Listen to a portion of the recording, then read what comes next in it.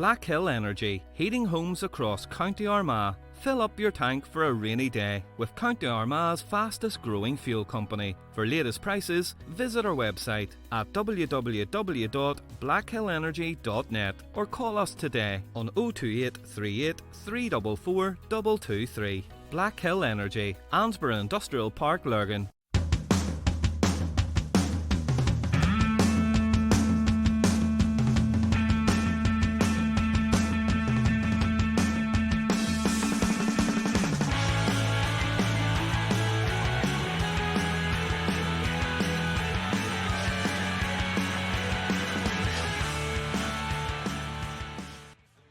Welcome all once again to The Eye on the Ball. This is your host Elaine Ingram. Our guest on today's podcast is a voice that anyone with even a passing interest in Armagh GAA will be more than familiar with. It's been said that he's like Marmite, but Damian McCullough is always the life and soul of the party in the press box, and it's hard to imagine how anybody who listens to his commentary couldn't enjoy it, especially when it comes to his banter, whether it be the ecclesiastical capital of the world when he's talking about Armagh, or a Holy Mary, Mother of God score, or Mary or Stevie from Killeavy. And we all know his catchphrases. His commentary skills are second to none. They just come completely naturally to Damian, which has been proven for the amount of listeners or viewers that he has throughout Armagh and far, far beyond. He keeps them in the palm of his hands. He has lots of tales to tell about his days as a commentator, and he also gives us an inside scoop on what the job really entails and how much he genuinely loves what he does, which is what really makes him so good at it. Hello? Damien. Yes. Hi, it's Elaine. Well, how are you? Good, how are you? Not so bad. Not a bad day. Here we are, locked up again. Yeah. Well, that doesn't come as a surprise. Oh, look, the 70s was tough times, you know. This is like, to me, this is like the 70s revisited, but in a different way, you know. Everywhere locked down, places closed up, nobody about, only people you see is the police flying about, you know. Yeah. So that's it, like. But look, we get through that, and we'll get through this. Exactly. You know? We will. Hopefully. So you can ask the questions, Elaine, and I'll try and give you the answers to the best of my ability. Well, I suppose what I really want to know is, we all know you as the voice of Armagh, the ecclesiastical capital of the world. That's your catchphrase, Damien. Well, you see, I laugh. People think, you know, I do have all them we think stacked and packed and racked, because I be sitting thinking, okay, what can I say here that'll keep people, you know, catch their attention, you know, and like, why be like everybody else? Just be different. Say things that sort of mean something to people that people can sort of relate to, you know. But you have to always sort of gauge your moment to throw them into the mix, like, you know. Yeah, that's what I'm. Does this just come naturally to you, or have you honed this skill over the years? I was going to say the skills have been honed over the years. Like, I'm at this for a while, but it's you just, you know, you sort of know when to. Well, I would sort of think I know when to throw them into the mix, like, you know. That's how I look at it, you know. But even your knowledge of, you know, you be watching a game and you're coming out with all sorts of information and about everybody and everyone's mother and their sons and their. Here's how it all happened, right? Going back to 2006, 2007, in around that time when 5FM came to Newry, and I heard that they had nobody to do Gaelic games in Armagh. So I think it was the day before Christmas Eve, I walked down to their office or the studio down in Wynn Industrial Estate, and I knocked the door. And this guy came out. I hadn't a clue who he was. He hadn't a clue who I was. And I goes, I want to speak to the sports editor. He says, that's me. I said, what's your name? He says, Colin Michael. I says, Colin, my name's Damian McCullough. I says, I believe you're looking for somebody to cover Gaelic games in Armagh. I says, I'm your man. And I says... Did you have any experience at this point in anything? Well, I had done videos, with the club and different stuff, like, you know, I'd always an interest in that. But I sort of always believed that I could do it. Yeah. So I just went in and knocked the door, and then he says, oh, look, I'm very, very busy. come back to me, will you? I'm not sure if he rang me on Boxing Day or I rang him, but Drummatee was playing, I think, Crossmaglen in Armagh. I think it was in Pierce Oaks in the under-21 final. And I went down to Armagh to sort of do a wee bit, and then I rang into the studio and it was put on live, and I gave it a few wee minutes of what was going on, and that was my first introduction to live radio as such. And how did you feel at that moment? I mean, were you nervous? Were you? No, not one bit. No. So it was like it was a bit of a buzz, because to be fair, there's nothing beats playing. I don't care what anybody says. And for those that play as long as you can, and as long as you're enjoying it. So, like, my career was long gone. And did you play much? You played for Carcruppen, yeah? I did, yeah. And we took 33 people to Toronto in 2000, a week before 9/11, believe it or not, and played in the Toronto over 40s tournament. They're 7-a-side, but we had an over 40s team, an Armagh over 40s team, and we won the junior section of the 7-a-side. That was the first time an Armagh team internationally won a competition away from home. I think the only time it ever happened. So that was great fun. So to me, I organised that, and it took place, and we done it, and we enjoyed it. And then roll it on. I enjoyed the old football, I enjoyed the sport, because I think sport's very important in people's lives. But going back to the 5FM, and I have to be fair to Crossmaglen and 5FM, they were really, really good to me. They just give me a leash and just says, away you go. Yeah. And all the lads in the studios, they were brilliant. I remember when Crossmaglen got to the final in Croke Park, St Patrick's Day in Croke Park, they were playing Dr. Crooks. And Cathal Rook was along with me, and we done the match live from Croke Park. And I remember, and I have it somewhere, I can't find it, I have the last kick out from Paul Hurdy to an Oisin McConville hit the equalising score, and Oisin must have took about 22 steps to put the ball over the bar. Right. And I remember like describing that whole thing up the length of the field and going over the bar, and of course like Micheal O Muircheartaigh. Micheal O Muircheartaigh, and another lovely man. Met him loads of time. A great story I can tell you about him in Cavan in the McKenna Cup match. But going back to the Crossmaglen match, the ball was kicked out from Paul Hurdy all the way up the field, describing everything that was happening and getting Oisin to put it over the bar. And when the ball went over the bar and levelled the game, we went completely mad, completely nuts, and the Kerry boys, they were fuming, and you could see their faces in front of us because McConville had took so many steps, which we didn't care. Of course not. No, not a bit. And then where was the referee at this stage? I can't even remember who the referee was, to be truthful. But the replay then was down in Portlaoise. So Armagh was playing in Portlaoise on the Saturday night. So I was lucky enough to get to do that match live as well.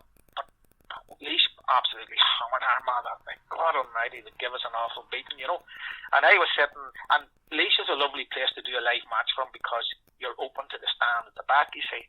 So Armagh was getting beat and the game was lost, but I was getting texts in from every part and parcel of the world at that stage. They were coming in from everywhere, and I was relaying these out as there was breaks and play and that, because the match was, to be fair, the match was pretty poor. And I was saying, I can see the prison, and there's boys out with Armagh flags hanging out the windows. So you were just creating the atmosphere for all these people who couldn't be there. Yeah, and so I had no idea where the prison was. I couldn't see it, but people, the thing about radio, William, and this is, to me, I love radio better than the TV. Me too, actually. Radio, you can create a different atmosphere, and to me, I love that, because I'm the person sitting there, and I have to try and relate to somebody that's listening in. And my whole mantra always was to keep them hanging in there with you. And you have to be, there's no point in being sort of going, the ball's kicked up the field and there goes Elaine with the ball and she kicks it over. That would never happen. No good. No, you need to be keeping people, because people, radio is a sort of an escapism, I think, as well. And Armagh got stuffed that night. So the next day we come back for the All-Ireland final, and we Paddy Reilly from Cross. I would be a deadly man for trying to capture people to come along with me, you see. So Paddy come along, and he gave me a hand that day, And 15 minutes from the end, Crossmaglen were never going to get beat, and everybody knew that. And I had Radio Ulster beside me. I had TG Cahill, they were in the other side. RTE was down not too far away from me, and I didn't care, and I ramped it up tenfold in the last 10 minutes, and all the Crossmans, there was a whole crowd of them sitting in front of me, and they were listening, and they were enjoying the whole atmosphere, you see. And I was telling stories about all the great people from Crossmaglen and different things, and then I wouldn't hand back to the studio until Asheen got the cup awarded to him. But because the crowd had gathered in where the presentation was, I stood up on top of the table and to see what was going on, and we were still live, just going flat to the mat. And I looked round, and Owen McCarnan Owen, after being in Armagh, he's RTE or BBC, one of the best commentators that BBC would have. Yeah. He was up beside me, and I was welcoming him to 5FM and howling on to him, and he was howling on to me, so both of the two of us wouldn't be falling over on top of people, And I laugh because Owen would be a very he would be the ultimate professional, and here's this guy coming in from camera with no professional experience, but plenty of enthusiasm and all that. Well, see, that's it. That's what people relate to. People relate to the fact that they know. You hear people getting overexcited commentators, but that's because they really are genuine fans, and they're genuine. We're all in this together. You know what I mean? I sort of think that and this is the beauty about local radio, because if I'm calling from the Armagh perspective, the Armagh people don't care about the other team. Yeah. And it's the same on the other side. The other team don't care about us.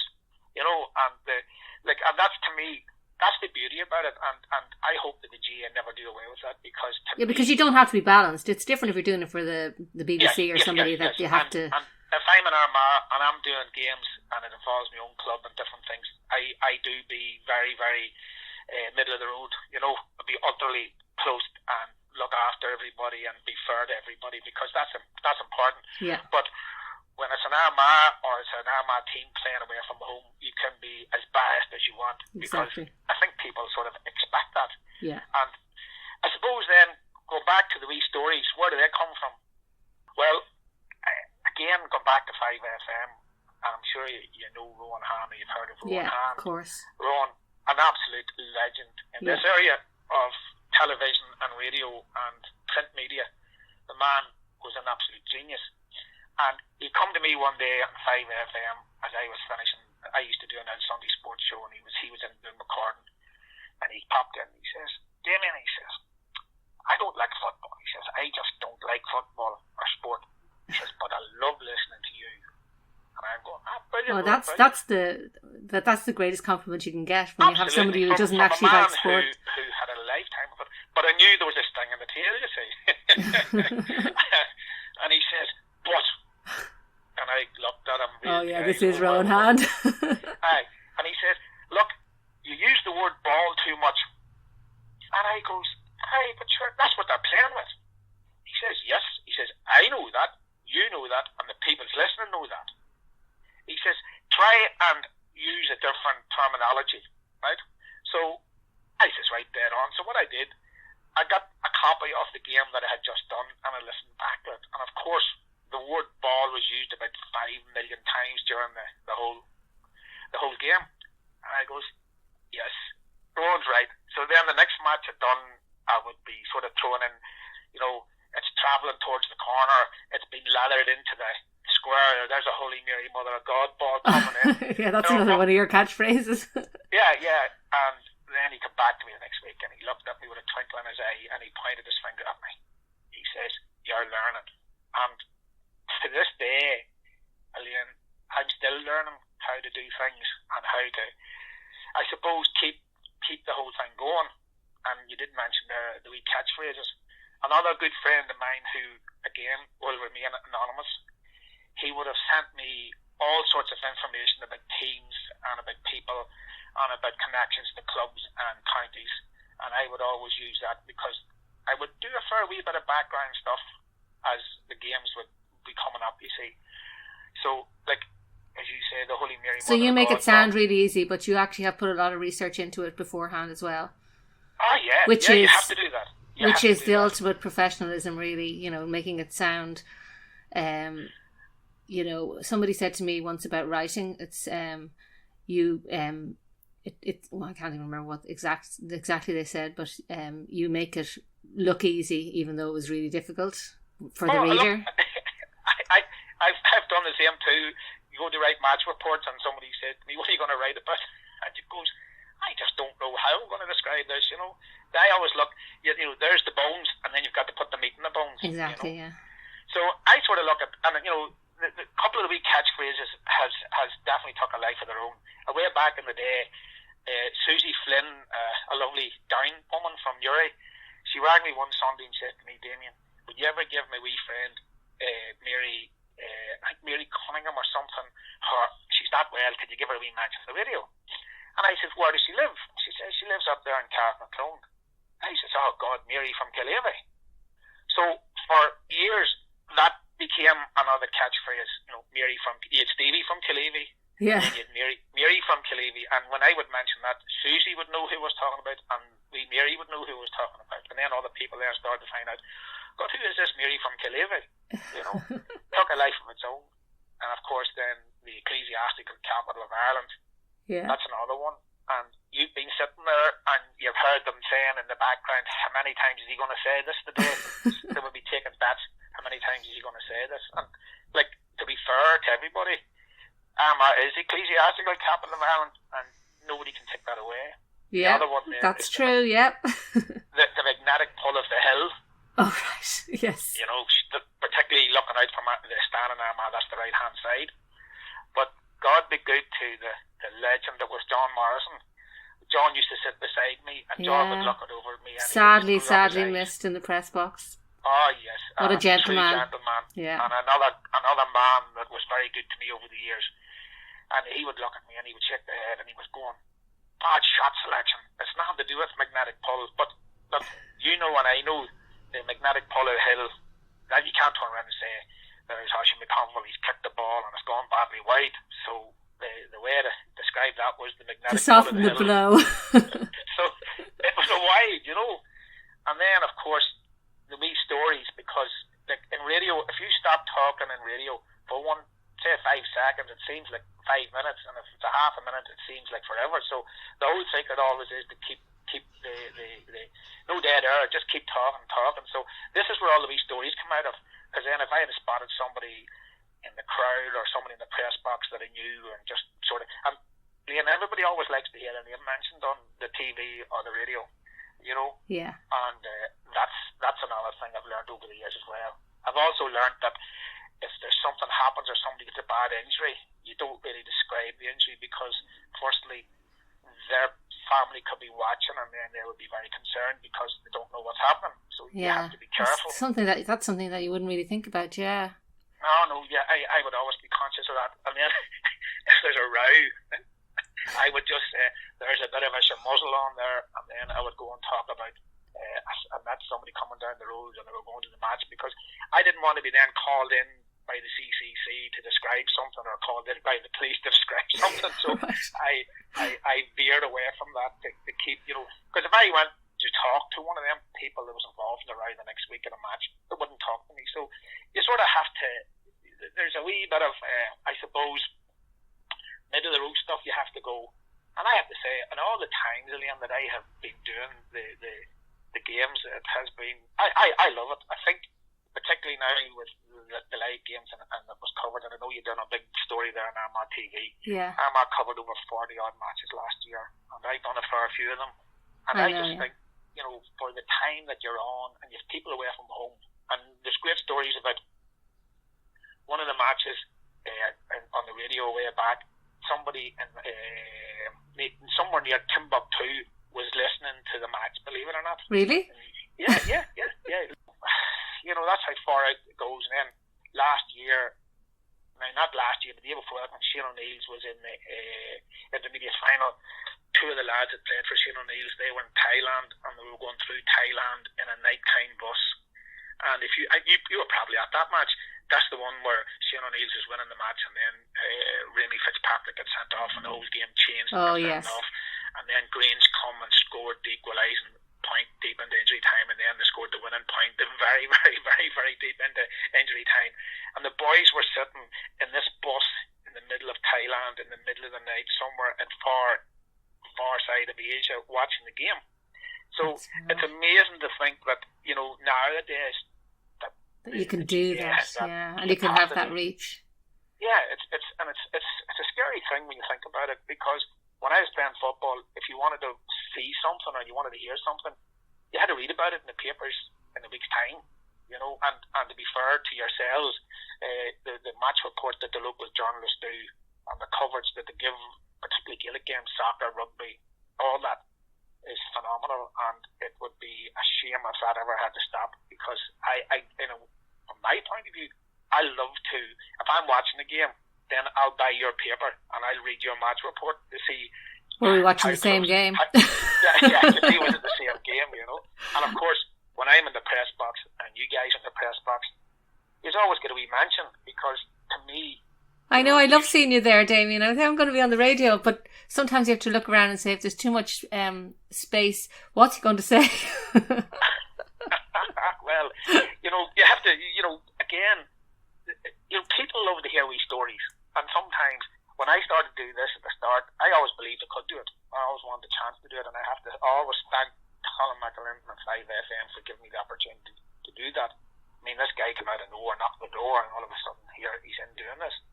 And to me, I mean, I never walked in a live radio studio. I remember the first time I had to do it all on my own. I'm sitting on this station, and the sweat is absolutely rolling off me. I mean, I'm literally sitting there and the sweat is just rolling down my face, and everything that could go wrong was going wrong. And Susan McCann, the legend that is Susan McCann, she was in recording with her husband, Dennis. They were in doing, she done a great show on 5FM, and she stuck the head into the studio and said, just keep going, don't stop, just keep going, you know. And to me, that's the beauty of the live radio. Doesn't matter what happens, just keep rolling and hope for the best. And that's how I always done it. I didn't really, I suppose, when I work, I mean, what I do, it isn't my full-time job, so it gives me that wee bit of latitude that I can be maybe slightly different than somebody else that has to be, I suppose, more professional. But I know, William, when I'm doing what I'm doing, whether it's on the radio or whether it's with Armagh TV or with Best News in Uri or whoever it is, I believe that I'm trying my best to be the best that I can do. And always remember when Rowan Hand had told me years and years ago, you never stop learning. And I've always found that what Rowan had told me and the direction that he had pointed me in all those years ago, he's 100% right. I'm learning every day. If I go to do a match on Sunday, I'll learn something. And I've met some great people. I met Micheal O Muircheartaigh. Oh yeah, you said you had a story about him. Oh yeah. I met him in Cavan, you see, at a Dr. McKenna Cup match. Now, back in the day, the McKennas probably didn't even go to them games, but we were covering them, and it was a Wednesday night. And it was probably freezing, because it always is when the McKenna Cup is on. Oh, it was wet and miserable. It was an early January night. But there was this story about a guy from Cavan, and he went away to England, and he everybody lost contact with him or something like that. And there was a big story about him. But I had all this information sent to me by, again, my good friend who keeps me posted and all this. So Micheal started talking about him, and at half time I come over to him, and I had all this information. And he said to me, let me read that. And I said, Micheal, you keep that. So I handed him, like, here's me, right? I handed him that. And he never forgot that, because every time I had went somewhere and he was there, he would always put the fingers up to me and give me the thumbs up and says, always remember. And that, again, that was the great man, you know. Yeah, that just goes to show what he was like, and you know, how it takes somebody to be like that, you know. Oh yeah, I mean, to me, he was the greatest. He was the greatest. Nobody will ever be anything like him. But he just always remembered that, like, you know. And then suppose, going back to the time doing the live radio, another great man that I used to love meeting, particularly in Closeness, was Nudie Hughes. Right. And Nudie would love me coming, because he would say, here comes the mad Armagh man. But my whole attitude was, when I went, William, you know, there's and if you know Closeness, it's very, very narrow, and it's very, very tight space for where the radio guys operate. But my whole mantra always was, get in, get hooked up to the studio, and then you can relax. So I went in, and I always used to say, right, this is my space here.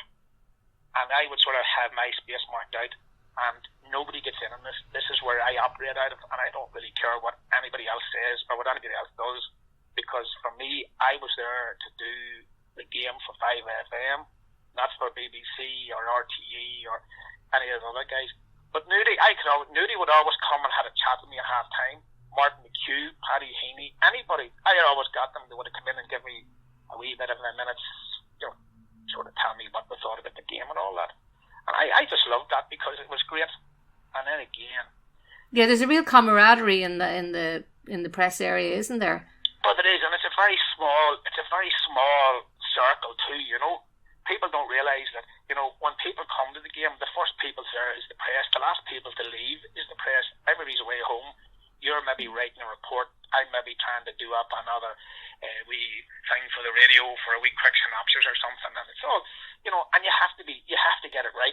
You have to get it right. And people probably don't realise, they might think that, we're all sort of rivals because we're all working for different organisations, but it's actually not. Everybody helps each other out. If you miss something or... It was hilarious. You're sitting in there, and who scored that point? Joe McManus was shouting over, and then somebody else would shout, that was Mickey John Pole, and somebody said, no, that wasn't, that was the other fella, what do you call him, the other boy, oh, that was McGinn scored that one, and then everybody goes, oh, maybe that's right, and maybe the two of us was wrong, Yeah, but once we all get it wrong together, then we're all right. Yeah. and the beauty about the whole press thing, and everybody helps everybody. And you get to know everybody, and the crack was 90. I mean, I remember going back to Park Asler, and I love Park Asler because 3/4 of Park Asler is located in the county of Armagh. I know, yes. That's gold for you, I'm sure. Oh, yeah, absolutely. Armagh had to play an away game, so they picked Park Asler because remember they were playing down in the championship, in the championship following on that year. So we were doing it live on Armagh Radio, I suppose, if you want to call it for that. And I was beside the Clare FM guys, you see, and I was describing the home fixture for Armagh, and the two Clare boys were looking at me as if, what is this boy talking about? So this isn't County Down. And I knew exactly what they were thinking because you could see it in their faces. And I was shaking my head, and then I lifted this. I have a map, you see, and I had the thing all marked out, and I sat it in front of them.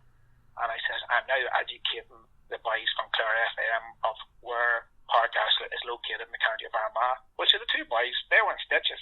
They just couldn't get over this, And then again, throwing me down for fans. Only time Down can score in their own county is when they go to Newcastle. Both goals are in County Armagh.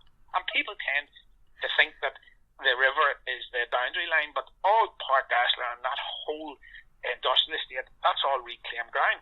Yeah.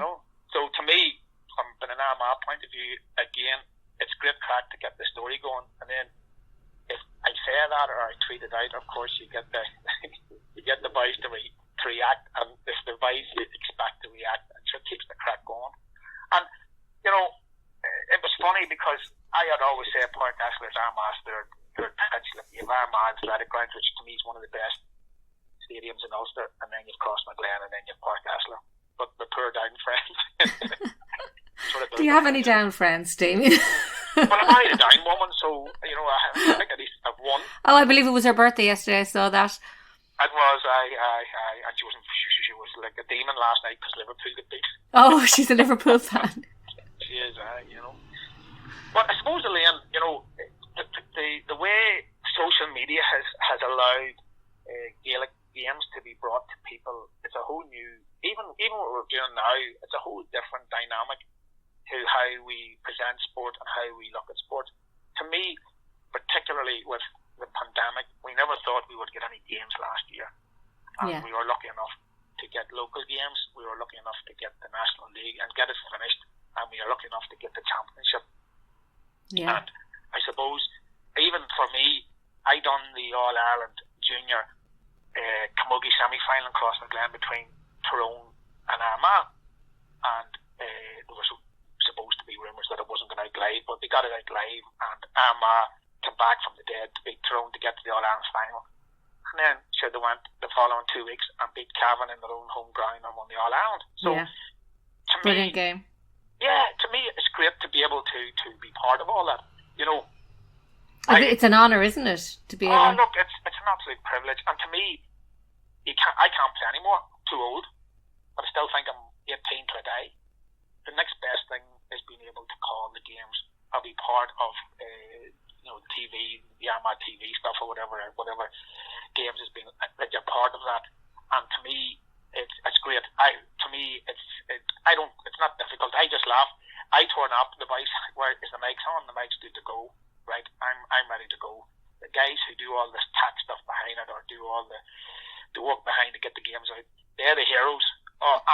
Do you have to do any of the technical stuff yourself, or are you just? Look, to be fair, I would help them to do very little, because when I get there, most of the stuff's done. It's okay in Armagh because you just walk in and everything's there. But if we go out to do an outside broadcast, it's a bit different.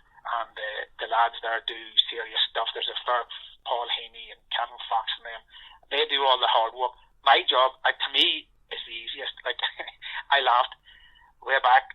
I get Jerry Flynn. Now, Jerry, fairly high up in the housing executive, who he had about maybe 900 people under him. And I says to him one day, Jerry, come on in here and be co-commentating with me with one of these matches here. I think it was Carcrup was playing anyway. Maybe Killeavy, I'm not sure. So we went in and we done it, and we come out. And Jerry was coming out through the door, in the middle door there in the athletic grounds as we come out, out onto the stand. And the sweat was rolling down him. I'm going, what's wrong? He said, don't ever ask me to do that again. He says, I near died there for the last hour and a half. And I'm going, it's easy. But it's easy for you. Look, everybody has their own way of doing things.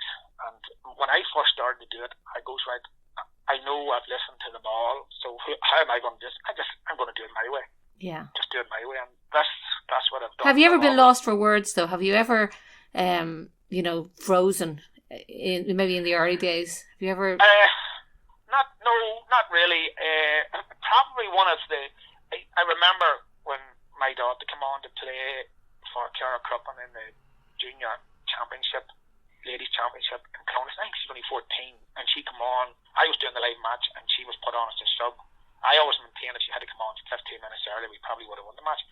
But when you see your daughter coming on, it's you sort of take a deep breath, and then you go, I was just delighted she got on. Yeah. And then I would always tend to, you just treat your own people, your own kids, like part of the team. Like I remember doing a game with when St Paul's went into the McCrory Cup, and they were playing St Coleman's up in Saville, and Destination Louis was covering that one, and Patsy Ross was commentating, and I was just in sort of co-commentating, and Patsy was on about, my lad scored a couple of goals that day, and Patsy was saying, I says, well, Patsy, he's there for the reason that that's what he does.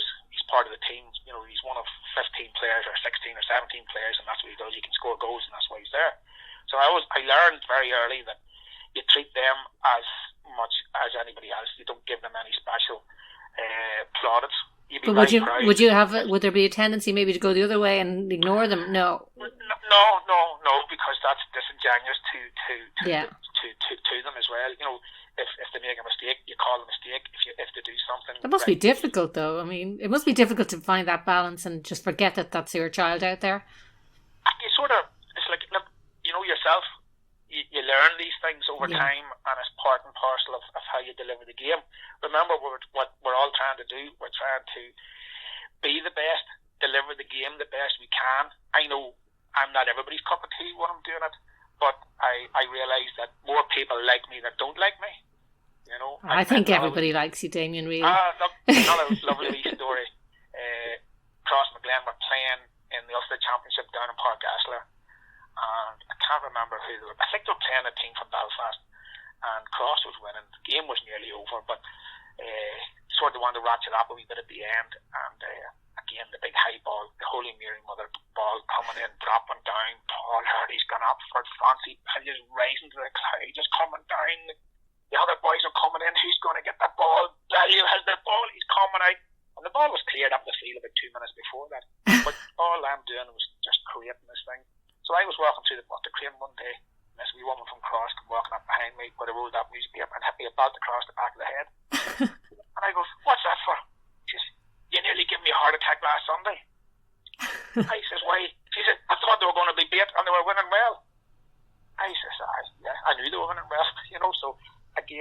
again, that was a compliment to me because I had her hanging on the edges by the fingernails, even though Cross was winning the game well, you know. Yeah, so and I suppose another thing too, keep telling the scores, and I laugh. People say to me, you didn't call out the scores as much as you should, and I'm going, I will go back and say, well, I called it out a load of times. And then you listen to Micheal O Muircheartaigh or Owen McCann or all these other boys, so they would only call it out maybe half the times that I would call it out.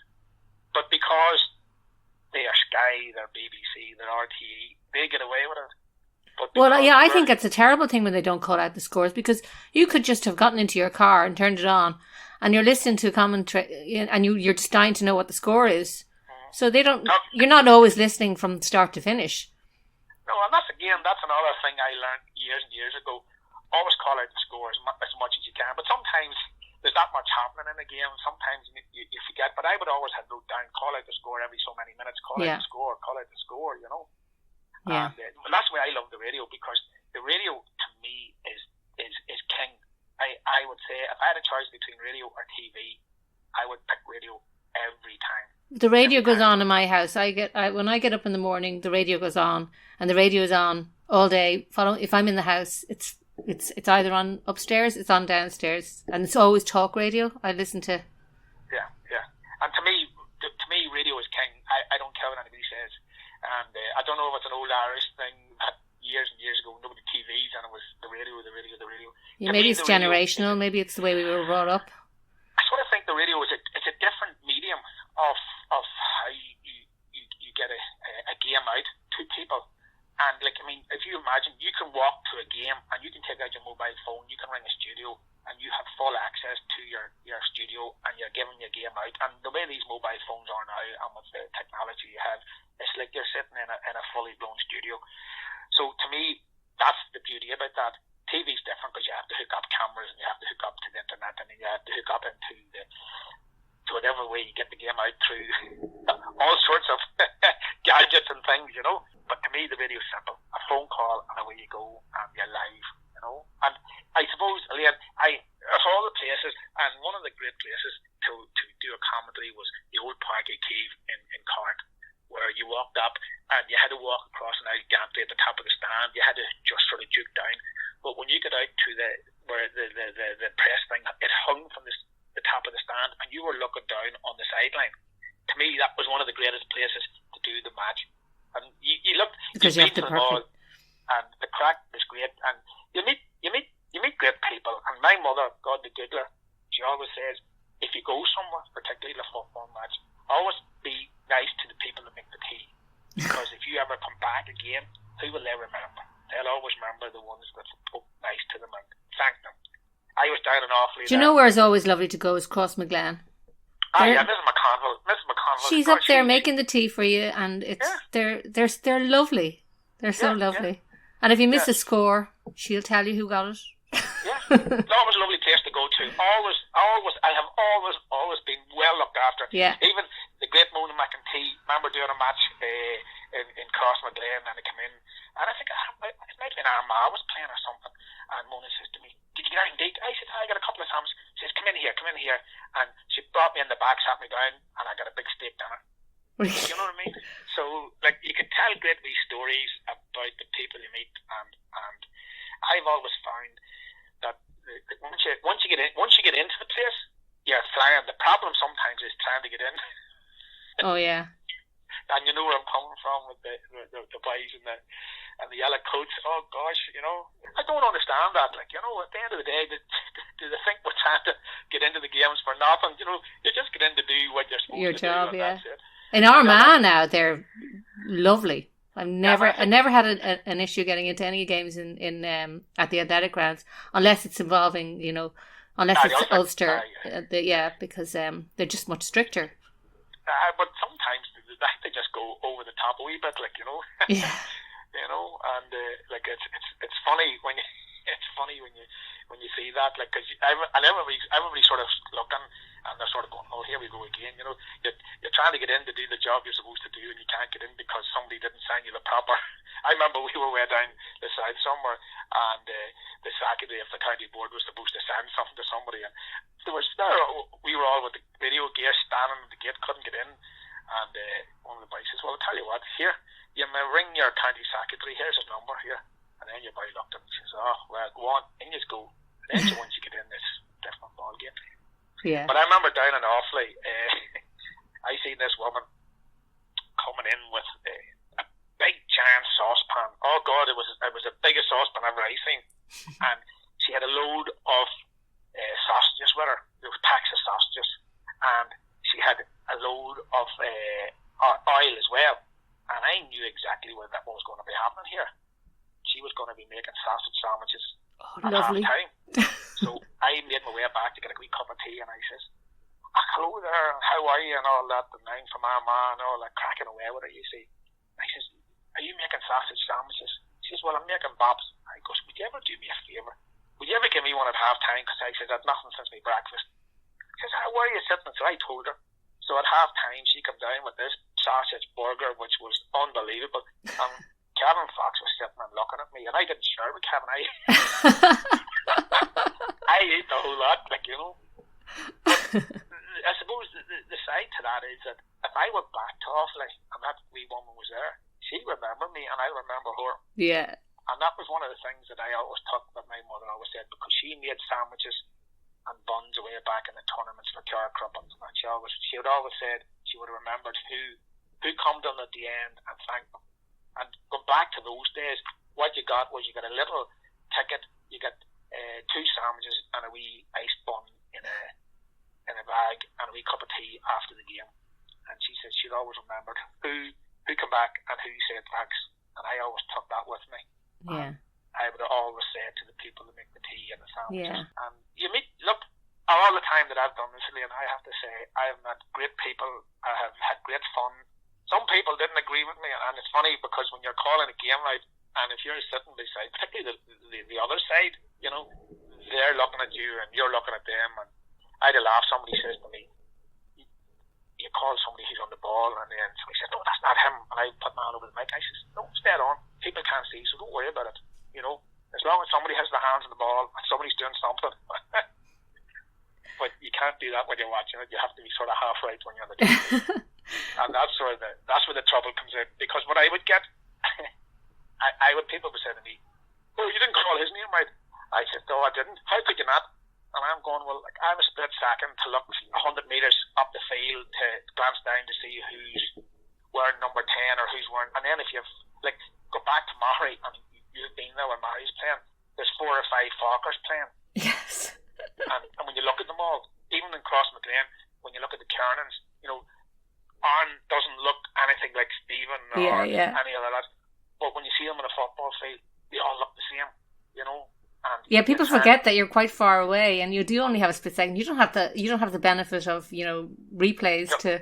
Yeah, or who was on the ball, or who was that? You have to make the call, you know. And if it's right or wrong, you just got to go on with it. And the whole secret is keep going, never stop, you know. And I've always done that. And I've enjoyed every bit of it. I think it's great fun. I enjoy it. I don't find it difficult. The thing what really does annoy me is that when you go to the game and you look at the press and you look at the numbers and your team rode out, and then all of a sudden the team isn't the starting 15. Oh yeah, that's really annoying. Oh, that does my head in.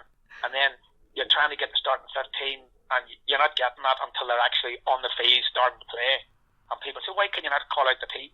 Because we don't have it. They won't give it to us. They're afraid of us telling somebody, the other team. And you don't do that. The pressure that we are under, it's not so bad yourselves because you have you can sort that out after the game. But we need it as the game is about to start. And that sometimes... Well, sometimes you can't sort it out after. I remember one of the worst ones I was ever at was actually a soccer game.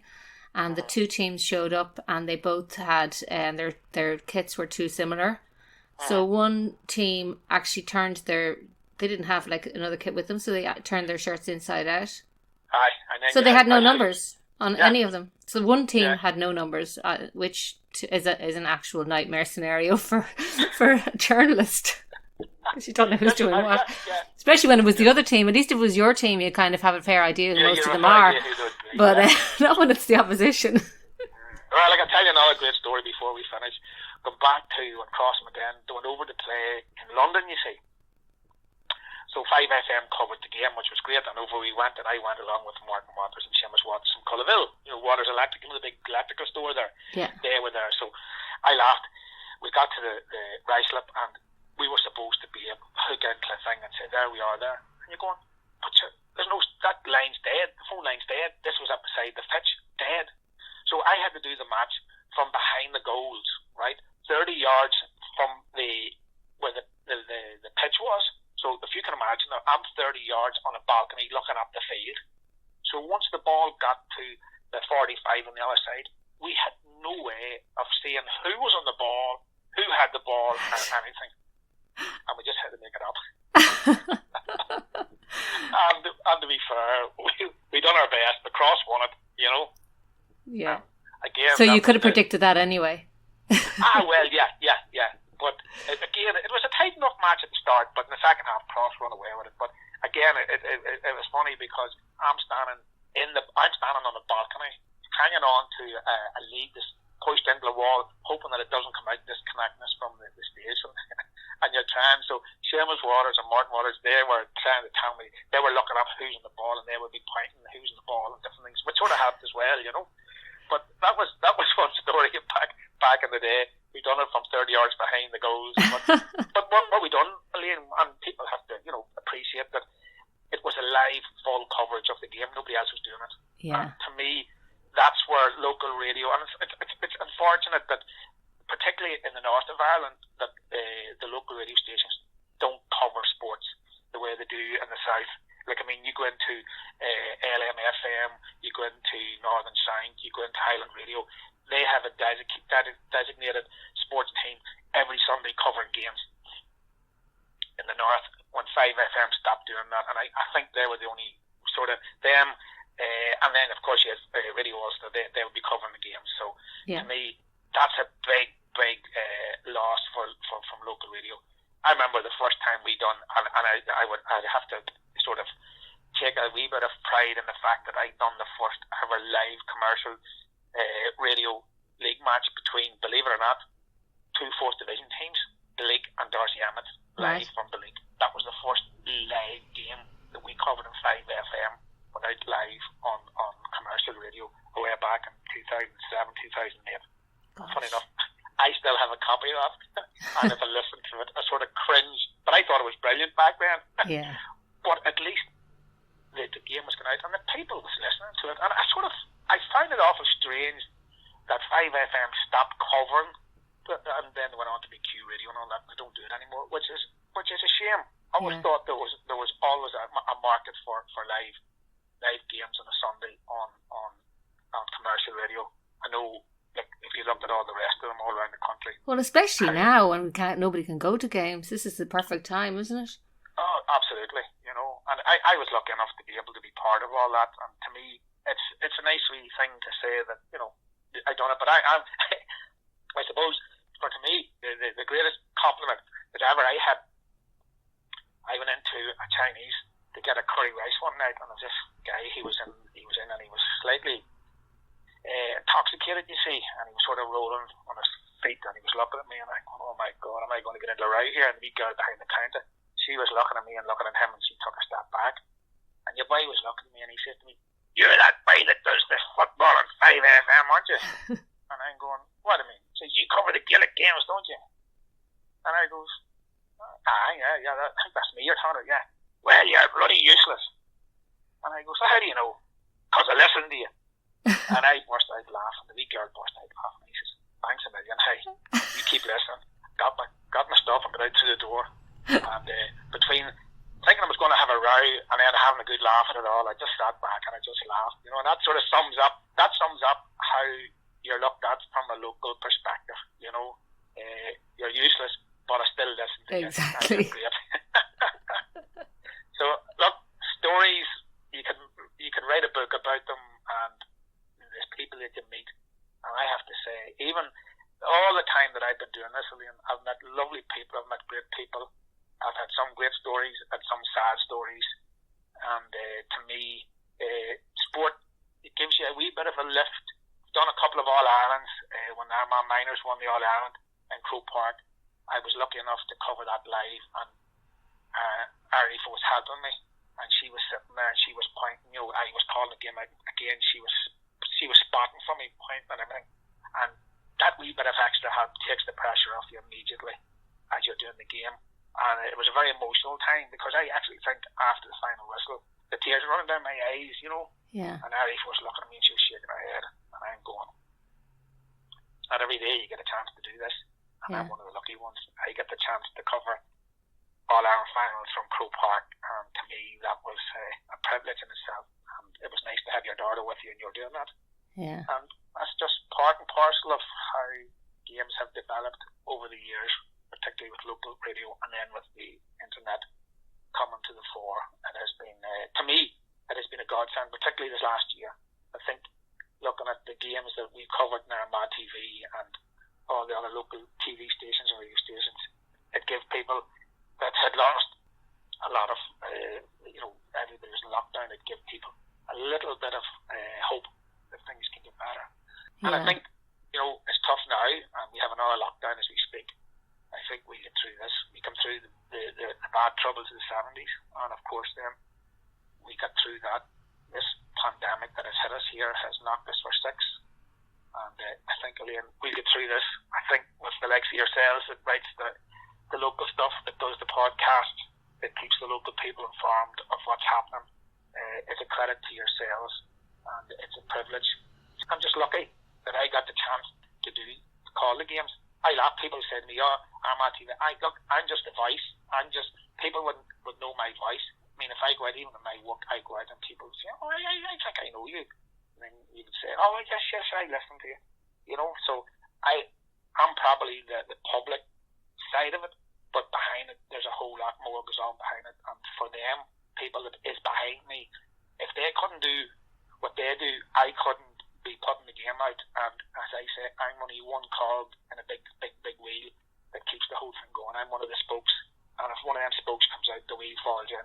And between us all, the print media, the TV, the radio, and the whole lot, we try our best. And we all have different opinions.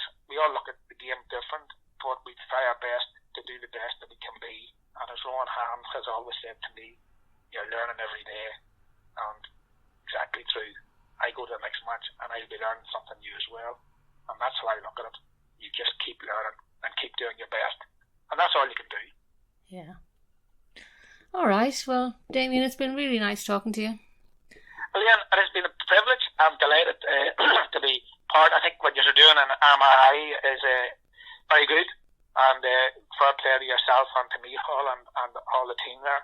It's great to be asked to do this, so I just hope that people enjoy listening to, I suppose, what goes on behind the scenes, and how we deliver our live games to the people. Stories and memories, and what we talked about today, Liam, is memories, and hopefully somebody will enjoy a little bit of what we talked about today. Yeah, I'm sure they will, Damian. It's always great to hear you talking. Happy New Year to you. And you too. All the best. All right. Thanks a lot, Damian. Bye. Bye. I hope you enjoyed this episode of The Eye on the Ball. If so, subscribe to our podcast and to Armagh Eye. If you've any suggestions about what you'd like to hear or any comments at all, feel free to send us a message or leave a comment. And I hope you'll join me next time for The Eye on the Ball.